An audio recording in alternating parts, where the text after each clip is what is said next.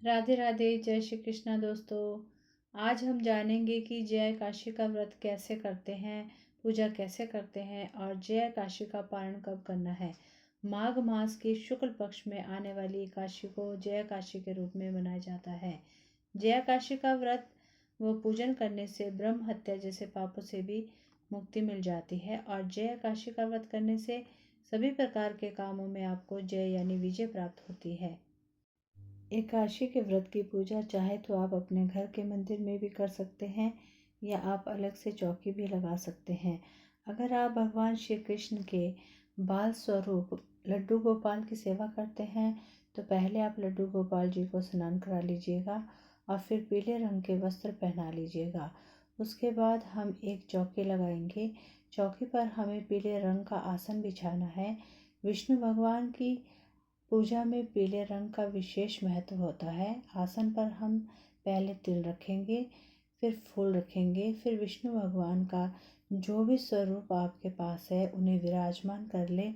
अगर आपके पास लड्डू गोपाल जी है तो उन्हें भी आप विराजमान कर लेंगे और सर्वप्रथम पूजनीय भगवान गणेश जी को भी विराजमान कर लेंगे, क्योंकि इनके बिना कोई भी पूजा अधूरी मानी जाती है। सभी को विराजमान करने के बाद हम जल के छींटे लगाकर भाव रूप से सभी को स्नान करा लेंगे। अब हम देसी घी का दीपक जला लेंगे। दीपक जलाने के बाद हम भगवान विष्णु से हाथ जोड़कर ये संकल्प करेंगे कि मैं आपका व्रत पूजन कर रही हूँ, आप मेरी पूजा को स्वीकार करें और मेरी मनोकामना को पूर्ण करें। इस तरह का संकल्प करने के बाद फिर हम रौली चंदन से सभी को तिलक लगा लेंगे।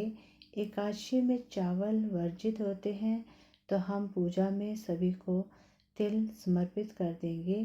तिल को जो है दीपक में भी डाल देंगे, क्योंकि माना जाता है कि जितने तिल चटकते हैं उतने ही हमारे कष्ट कम होते हैं और हमारे दुखों का निवारण होता है।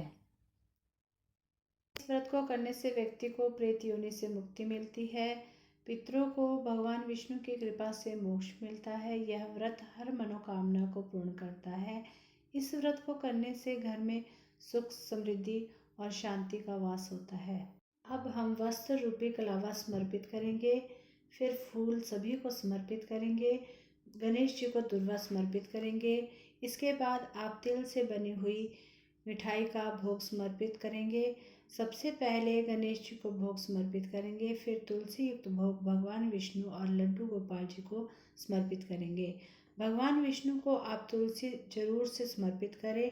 तुलसी आप एक दिन पहले ही तोड़ ले, क्योंकि एकादशी के दिन तुलसी नहीं तोड़ते। जो भी आपके पास ऋतु फल है उसका आप भोग लगाएंगे। कहानी सुनने के लिए हम एक लोटा जल ले लेंगे और हम दक्षिणा जरूर से समर्पित करेंगे, क्योंकि हर एक पूजा में दक्षिणा समर्पित करने का बहुत ही महत्व माना जाता है, क्योंकि ये दक्षिणा पूजा में रही कमियों को पूरा करती है।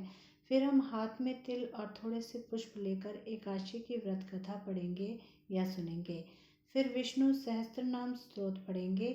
इसके बाद जो पुष्प और तिल हमने हाथ में लिए हैं उन्हें भगवान विष्णु गणेश जी को समर्पित कर लेंगे।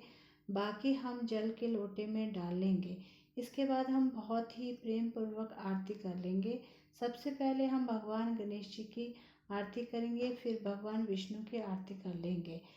अब हम हाथ जोड़कर पूजा में रही कमियों के लिए क्षमा याचना करेंगे और अपनी मनोकामना को पूर्ण करने के लिए प्रार्थना करेंगे।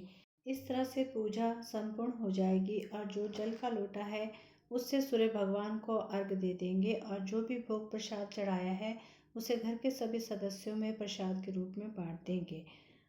और अगर आप जो है भूखे नहीं रह सकते हैं तो आप दिन में फल भी खा सकते हैं। शाम के समय हमें फिर से दीपक जलाना है और जो भी आप फलाहार बनाएंगे उसका भोग सभी को अवश्य लगाएं। शाम को हमें अन्न नहीं खाना है, फिर फलाहार ही खाएं। अगले दिन ही व्रत का पारण करना है। तो द्वादशी को व्रत का पारण करें।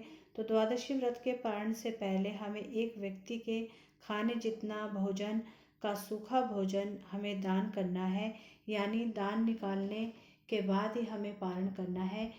तो फ्रेंड्स, ये थी जय काशी के व्रत की संपूर्ण पूजन विधि। अगर आपको मेरी ये वीडियो यूज़फुल लगी हो तो कमेंट में राधे राधे लिखें।